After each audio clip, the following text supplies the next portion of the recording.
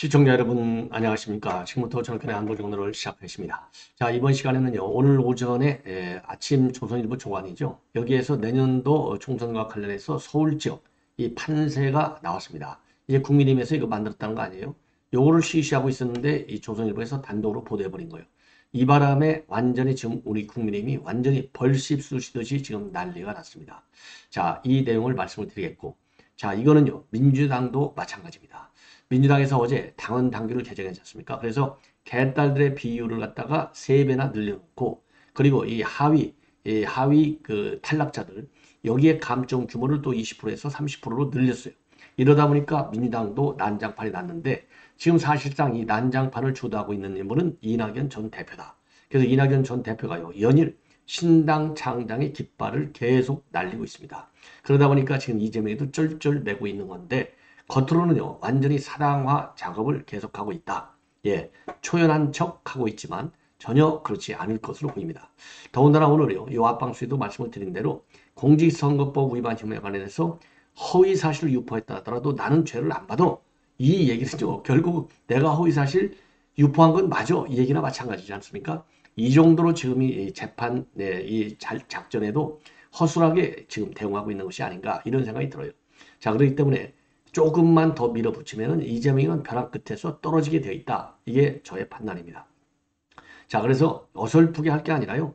자, 민주당에서 이제 반명 세력들, 그 다음에 자유민주주의와 법치주의를 지키는 우리 국민들, 특히 이제 자유우파, 이 우리 국민들이 합동 작전을 펴야 되는 것이 아닌가. 자, 이러한 상황에서 언론의 협조가 굉장히 중요한데, 자, 좌파 언론이라고, 그야말로 인정을 받고 있는 언론들이 이제는 반성을 해야 되겠다. 이런 생각이 들어요. 자, 그래서, 이 신당 창당에 나선 그 이낙연 대표를 비롯한 비명계들의 이런 보이스에 힘을 실어줘야 될 것이 아닌가 이런 생각이 들어요. 이러한 상황에서 말이죠. 이렇게 지금 어수선한데 오늘 조민희가 처음으로 법정에 출두를 했습니다. 그래서 이미 본인이 이제 밝혔잖아요. 나는 혐의 다 인정해. 오늘도 똑같아요. 그러나 검찰의 공소를 이렇게 늦게 한 것은 늦게 한 것은 공소권 남용에 해당된다. 그래서 절차적으로 이번 공소 제기는 무효다. 이런 희한한 논리를 제기하고 있어요. 근데 재판부에서는요, 이거를 빨리 진행하겠다라는 입장을 밝히고 있습니다.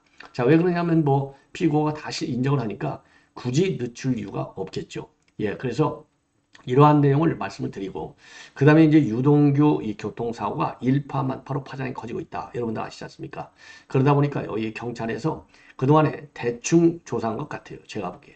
자, 그래서 정식으로 합동 조사에 나섰다고 합니다. 그래서 유동규 음모를 비롯한 다양한 이런 이 문제 제기에 대해서 좀 더 적극적으로 경찰에 뒤늦었지만 조사를 하고 있는 것이 아닌가 이런 생각이 들어요. 그래서 관련 물적 증거를요 도로교통공단에 제출해서 도로교통공단에서 최종적으로 지금 이제 결론을 내릴 예정으로 있는데 이러한 결론을 내리는 데는 좀 시간이 걸리지 않나 이런 지금 판단이 나오고 있어요.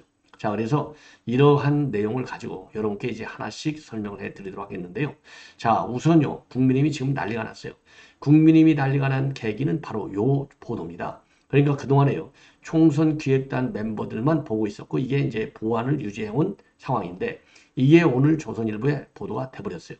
그래서 이 보도를 보면요, 2020년도 4.15 총선 때보다도 훨씬 더 작은, 그때만 해도 8석을 건졌잖아요. 그러니까 강남 3군데, 서초 2군데, 그리고 송파에서 2군데, 용산에서 8석을 건지고 민주당에서 41석을 건졌어요. 이 빨간 표시 있는 데가 이제 우리 국민의힘이 당시 미래통합당이죠. 승리한 지역인데 이게 2024년도 내년 4월 10일 선거를 보니까 6곳밖에 못 받는다는 겁니다. 당선 가능성이 있는 게. 그래서 강남 3군데하고 서초 2군데 그리고 송파을 이 정도만 승리가 가능하다. 이런 지금 결과가 나왔어요. 그래서 이거를 가지고 2020년도 갤럽 여론조사하고 그 다음에 4월 달에 총선 결과를 보면 당시 문재인을 견제해야 되겠다. 그러면 우리 국민을 찍겠다는 거 아니에요. 요게 37%인데 103석. 그리고 문재인 정부를 더 지원해 줘야 돼. 이게 49%인데 180석을 받았어요. 근데 최근에 여론조사를 보면 가장 최근 것이 바로 이 매트릭스 여론조사인데 여기를 보면 윤석열 정부를 지원하겠다는 것은 37대 윤석열 정부 견제는 50%밖에 안 돼요. 자, 50%나 돼요. 13%나 압도적인 것이죠. 이게 과연 어떤 영향을 줄 것이냐. 요게 이제 문제잖아요. 그런데 1차적으로 지금 국민의힘에서 내부 조사를 했더니만 지금 6곳밖에 못 이긴다는 겁니다. 그래서 지금 국민의힘이 완전히 발칵 뒤집혀진 상태입니다.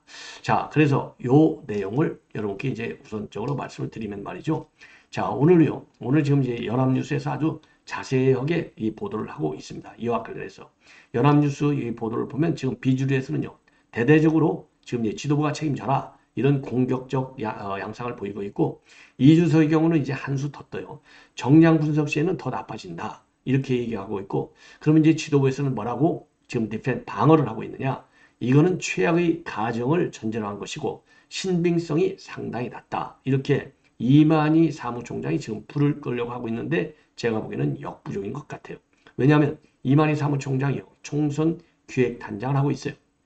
그래서 최악의 경우에는 지금 이제 경합지역을 포함해서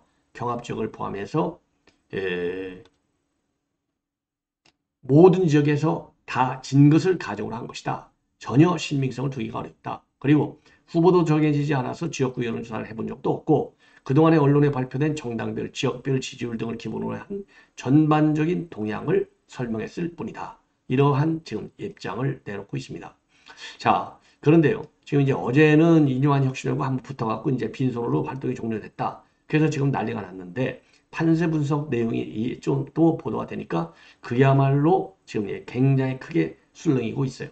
그래서 이용우 의원, 그 다음에 하태경 의원, 그 다음에 이제 성일종, 김미애, 허은하 이런 사람들이 일제히 지금 비판하는 입장을 취하고 있고요. 이용우 의원 같은 경우에는요. 아직도 정신을 못 차리고 있고 강서패배 이전으로 돌아갔다. 그리고 책임져야 할 사람이 책임지지 않는 모습에 실망한 국민들은 자꾸만 우리 당을 떠나가고 있다. 그래서 당 지도부는 내년 총선 승리를 위한 명확한 비전을 제시하라. 그리고 또 당 지도부가 책임져야 된다. 이런 의견은요. 지금 하태경 의원서부터 시작하고 있습니다. 자, 이 강서 참패 후 충분히 예견된 결과다. 그런데도 혁신을 방해하고 있고 또 좌초시킨 당 지도부는 도대체 무슨 배짱이냐. 결국은 영남 자민으로 더 쪼가들 것이다. 이런 입장을 내놓고 있고요. 김미애 의원의 경우에는요. 김기현 대표에게 모든 책임이 있다. 책임지는 모습을 보여라. 최재형 의원도 우리 당이 굉장히 안일하다. 걱정스럽다. 지도부는 대책으로 답하라. 그리고 이제 허은하 의원의 경우에도 몇몇 중진이 험지간다고 될 문제가 아니다. 예. 그리고 서울뿐만 아니라 수도권 전체가 초토화 직전인데 애써 부정한다고 현실이 달라지지 않는다. 이렇게 비판하고 있어요. 그런데 이제 이준석 같은 경우에는요. 이 자료는 정성적 분석을 한 것이다. 정량적 분석 안 하면 이것보다도 더 나쁘다. 그리고 여러 가지 여론조사를 다 참조했을 때 지금 우세를 확신할 수 있는 곳은 서울에서 4곳 정도에 불과하다. 이런 입장을 내놓고 있습니다. 그러면서요. 경기도 쪽에서 나오는 조사들은 너무나 절망적이기 때문에 제가 알고 있는 대로라면 분위기 좋게 보이려고 유선 전화 비율을 많이 섞을 것이다. 유선 전화는 이제 노인네가 많다 이거죠. 예, 노인들이. 그리고 이제 비례대표가 병립형 제도로 가면 지난번 민주당 180석 같은 결과가 나올 수 있다. 이러한 지금 아주 비관적 시각을 내놓고 있습니다. 예. 자, 이 정도로 해서요. 지금 이제 이 국민의힘 이 서울 판세가 굉장히 나쁘다고 하는 거. 자, 그러다 보니까 지금 윤 대통령도 지금 오늘 김기현하고 인요한을 불러서 오찬을 갈등을 봉합하고 있고 지난 5일 날도 이 국민의힘 지도부를 전부 초대를 해서 비공개 오찬을 가진 바 있어요. 과연 이러한 윤 대통령의 적극적인 노력이 우리 이제 서울은 물론이고 전국적인 판세에 어느 정도로 영향을 줄 것인지 아무도 알 수 없지만은 지금 현재로 봐서는 비관적인 여론조사 결과가 많이 나오는 것이 사실이에요. 아무리 그러니까 이제 여론조사 기관들이 좀 좌파 편향적 시각을 가지고 있다 하더라도 전반적으로 이 여론의 지표 개선이 되지 않으면 어려운 선거가 될 것이 분명해 보인다는 점에서 우리 모두가 지금 우려하고 있는 것이 아닌가 이렇게 생각이 듭니다. 예. 자, 그런데요. 이제 오늘 마침 5명의 신규 영입 인재들이 발표가 됐어요. 5명의 신규 영입 인재들이 발표가 됐는데 이분들도 지금 국민의힘의 다양성이 부족하다. 그래서 지도부가 변해야 된다. 이러한 비판적 입장을 내놨습니다. 자, 그런 점에서요. 지금 이제 지도부가 사면 초과에 지금 처해 있는 것이 아닌가 이렇게 생각이 듭니다. 자, 이번에는 이제 이제 유동규 이 본부장 이번 교통사고 관련해서 유동규 음모론이 지금 많이 확산되고 있다고 합니다. 자, 그리고요. 지금 유동규 본부장도 최근에 그랬잖아요. 내가 만약에 그 교통사고로 죽었더라면 누가 박수 쳤겠느냐? 이재명이 박수 쳤을 것이다. 그러면서 나는 내가 자살할 리가 전혀 없다. 만약에 내가 죽었다고 하면 그 타살이다. 이 타살이라는 것은 이재명 측에서 타살했을 것으로 생각이 된다. 자, 그래서 타살론을 확산이 되고 있고요. 타살론도 또 음모론도 확산이 되고 있습니다. 자, 그러다 보니까 지금 경찰에서는요, 합동조사를 어제 벌였다고 합니다. 그래서 합동조사는 누가 벌였느냐? 도로교통공단, 그리고 경기남부청의 교통조사계, 의왕경찰서, 요 세 군데가 합동으로 합동조사를 벌였어요. 자, 그래서 이 경찰이 확보하고 있는 8.5톤 트럭의 블랙박스 영상을 가지고 사고 당시의 궤적과 속도를 확인했고 중앙분리대 충격 흔적 그리고 스키드 마크 이런 거를 지금 살펴봤다고 합니다. 그래서 경찰에서는요 이러한 현장 조사 결과를 갖다가 도로교통공단에 줘서 종합적인 분석을 의뢰했고 결과는 추후에 나올 예정으로 있다고 합니다. 자, 그리고요 그 지금 유동규 이 본부장은요 이 본인이 출연한 유재일 TV에 나와서 걱정해 주셔서 국민 여러분께 이제 고맙다라는 인사를 전하면서 나는 절대 자살하지 않는다. 만약에 내 신변에 이상이 생겼다면 자기가 아닌 타의로 인해 생긴 일로 생각해 달라. 자, 이 정도로요. 이재명 측에 의한 이 테러 우역, 그렇죠. 신변 우역 가능성을 열어놓고 있어요. 대놓고. 그리고 만약 내가 죽으면 무조건 자살은 아니고 어제 그렇게 갔다면 이재명 대표가 박수를 쳤을 것이다. 경찰이 관련 조사도 다 안 하고 단순 사고다. 트럭에 우선권이 있다는 식으로 성급하게 결론을 내린 게 이상하고 정치적인 게 아닌가. 이런 비판적 의견을 내놨습니다. 자, 그런데 경찰에서는 지금까지 수사한 걸 보면은 사고의 고의성은 전혀 없다. 그렇게 단정적으로 발표하고 있고요. 그리고 사고조사 이외의 다른 범죄 혐의점, 여기에 대해서 염두를 두고 혐의점에 염두를 두고 수사를 하지도 않은 상태다. 다만요, 국민적 관심이 크고 의혹 제기도 있는 만큼 여러 가능성을 열어놓고 사고 조사에 임하고 있다라는 방침을 밝히고 있습니다. 자, 그래서 여러분들 잘 아시다시피요. 이게 화성 자택으로 기관을 하다가 이게 사고가 난 거고요. 자, 그래서 이 트럭 운전자는 하남에서 출발해서 평택으로 향하고 있었고, 그리고 대리기사라든가 트럭기사 모두 음주운전은 안 했고요. 그리고 과속도 하지 않았다고 합니다. 다만 트럭은요, 1차선을 달릴 수 없는데 달렸기 때문에 이 과태료와 벌점은 경찰에서 부과할 예정으로 있다고 합니다. 자, 이 정도로 해서 말이죠. 지금 유동규 교통사고, 이 사고 원인과 관련된 지금 이 해석 이런 것들이 지금 다양하게 전개가 되고 있습니다. 자, 이번에는 말이죠. 이번에는 이제 이 이낙연 대표가 지금 대대적으로 공세적 입장을 취하고 있어요. 자, 이낙연 대표 비교적 점잖다 이런 얘기를 많이 듣고 있지 않습니까? 자, 그런데 이낙연 대표가 이렇게 직접적으로 지금 신당 창당 쪽으로 완전히 방향을 딱 잡은 것 같아요. 그래서 오늘도요, 이 MBC 인터뷰에서 다양한 얘기를 내놨는데 신당 창당은 더 늦지 않게 하는 것이 맞다. 더 오래 걸리지 않을 것이다. 그리고 신당 창당하려면 이제 시간이 필요하잖아요. 그리고 이제 빠르게 해야 되지 않습니까? 이거를 뛰는 거. 그래서 신당 창당과 관련해서 이 뭐라고 그럴까요? 지금 좀 시기가 창당 시기만 좀 남아 있다라는 뜻으로 해석될 수 있는 이 말을 했어요. 그러니까 도움닫기를 하고 있는가라는 질문했는데요. 도움닫기를 해주길 바란다. 예, 이렇게 입장을 내놨습니다. 자, 그래서 지금 연일 이낙연 전 대표의 신당 창당과 관련된 발언, 매일같이 나오고 있는데요. 지금 오늘 MBC 인터뷰에서 나온 얘기를 보면은 신당 창당의 마음은 이미 결정이 됐다. 이렇게 판단이 됩니다. 예, 신당 창당과 관련된 내용. 이거 굉장히 의미 있는 지금 상황이 아닌가 이렇게 생각이 들어요. 자, 그래서 지금 이제 이낙연 전 대표의 이런 발언 내용을 조금 자세하게 말씀드리면 신당 창당 여부와 관련해서는 시간상으로 도움닫기가 필요한 단계다. 그래서 측근들에게 신당 창당을 실무적으로 검토하라고 지시를 했다.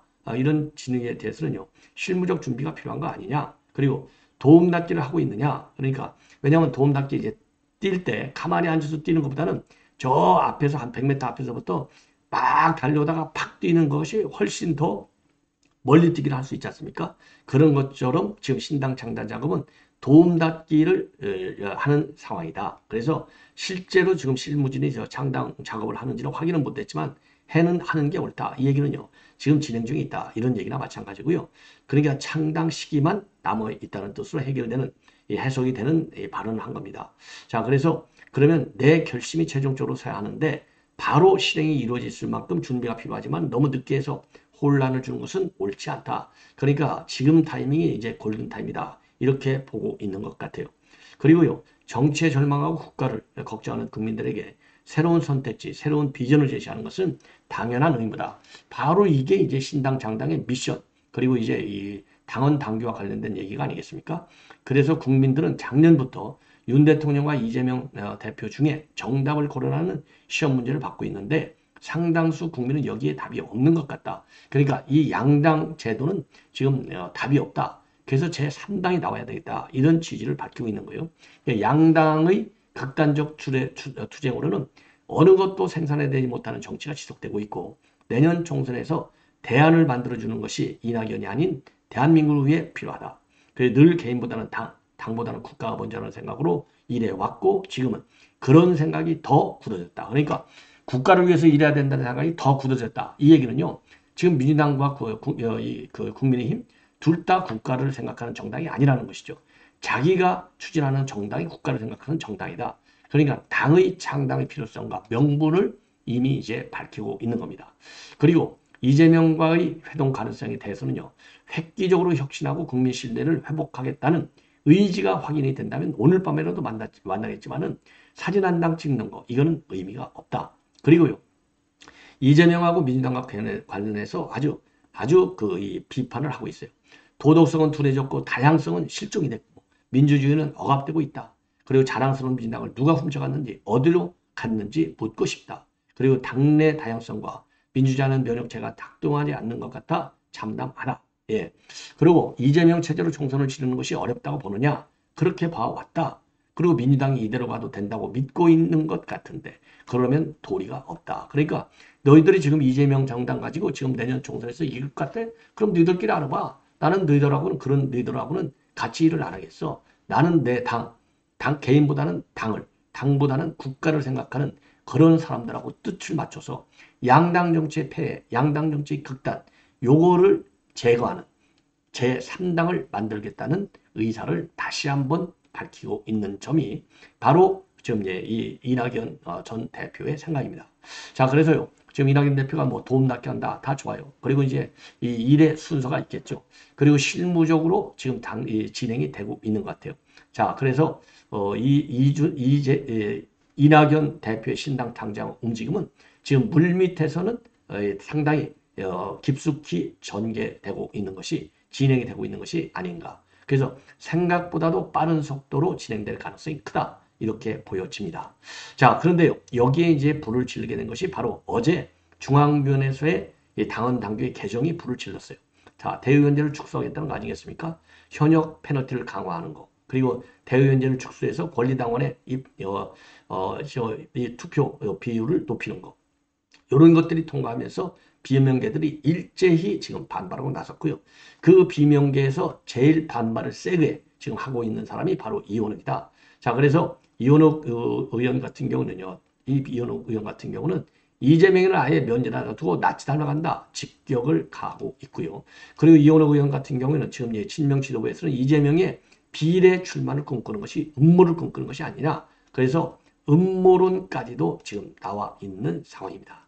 자, 그래서 민주당은 민주당대로 당헌 당규 개정을 계기로 해서 내분이 이제 폭발된 상태고, 그리고 국민의힘은 오늘 조선일보의 이 보도를 계기로 해서 잠재있던 우려와 비판이 이제는 폭발이 된 상태다.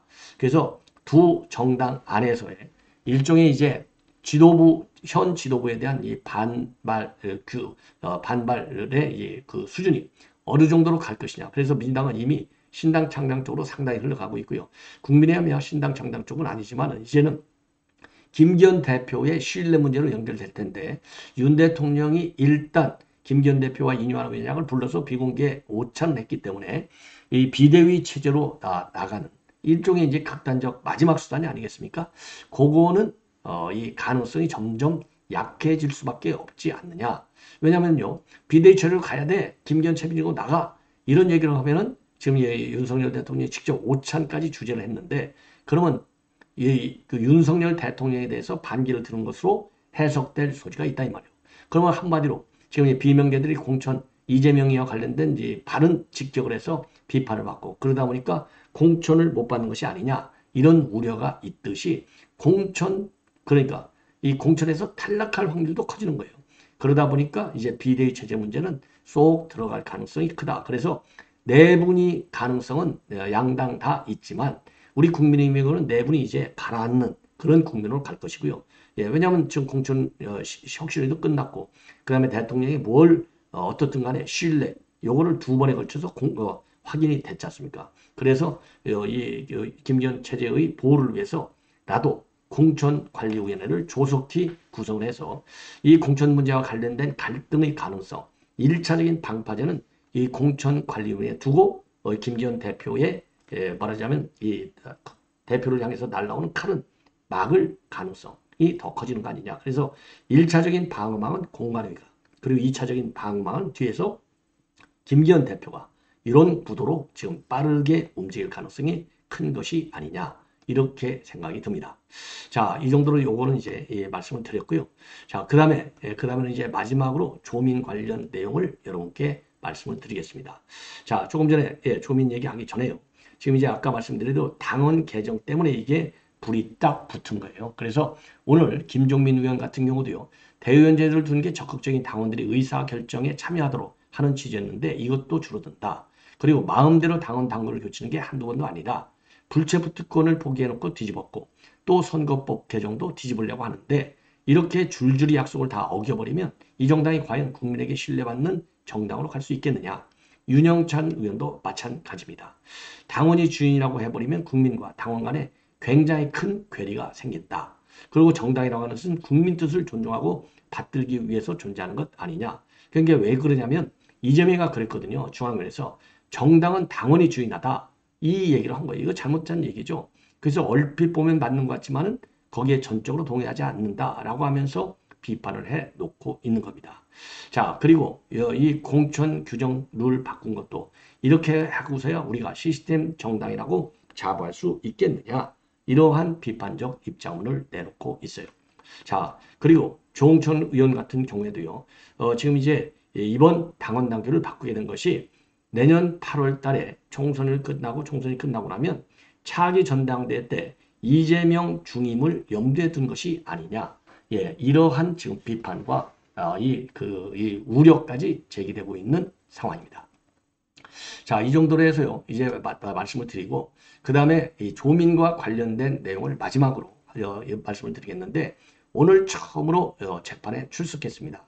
자, 재판에 출석해서 뭐라고 얘기했느냐? 입시 비리와 관련해 가지고요, 이거 지금 이제 첫 재판에서 모든 혐의는 인정을 했습니다. 예, 모든 혐의를 인정을 했어요. 자, 그런데 인정하지 않은 것은 바로 뭐냐? 이 공소 절차에 문제가 있다. 이 점을 지금 본격적으로 제기하고 있습니다. 공소 절차에 문제가 있기 때문에 검찰의 기소가 무효가 되어야 된다. 예, 이러한 입장을 내놨어요.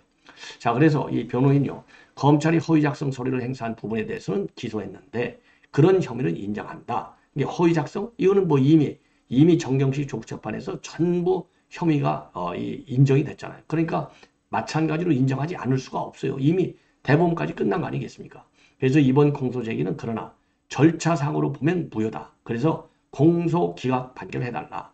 그러면서요, 이 조민희가 서울대 의전을 하고 부산대 의전에 지원한 시점이 각각 2013년도 2월, 2014년도 2월인데 기소가 올 8월 달에 이뤄졌다는 겁니다. 그러니까 지금 이미 2013년도 기준으로 하면 10년, 14년 기준으로 하면 9년이 지났잖아요. 근데 공소시효가 7년이에요. 그러니까 이제 공소시효가 끝났다는 거예요. 공소시효가 끝났는데 왜 이거를 지금 이 기소에서 재판을 받게 하느냐? 이게 잘못됐다는 겁니다.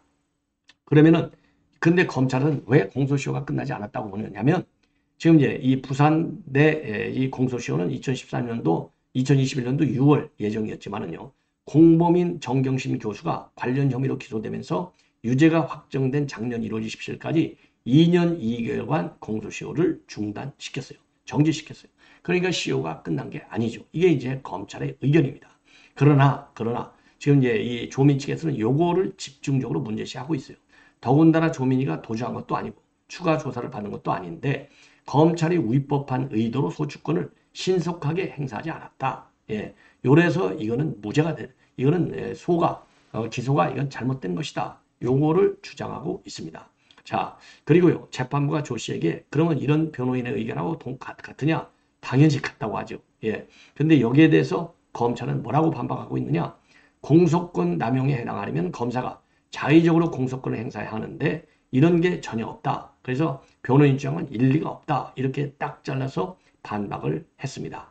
자, 그래서요. 지금 이제 재판부에서는요. 지금 이제 조민이가 혐의 자체를 모두 인정하기 때문에 증거조사를 간소화한 간이공판 절차를 진행하기로 했고요. 다음 기일은 내달 26일로 잡혔다고 합니다. 자, 그래서 지금 내달 26일이니까요. 1월 26일이 되겠습니다. 자, 그때 또 지금 이제 조민의 이 관련 또 추가적인 주장이 나올 것 같고 오늘 조민이는요. 심경을 묻는 말에 재판에 성실히 임하겠다라는 입장을 내놨습니다. 예. 그러니까 다만요. 혐의를 인정하는가? 최근에 수능 본 학생들에게 부끄럽지 않은가? 이런 질문에 대해서는 답을 안 하고 그냥 재판에 성실히 참여하겠다라고만 하고 재판정으로 들어갔다고 합니다. 자, 시청자 여러분 이렇게 해서 본 방송은 마무리합니다. 계속되는 저희 방송 여러분들께서 많이 시청해 주시면 대단히 고맙겠습니다. 감사합니다.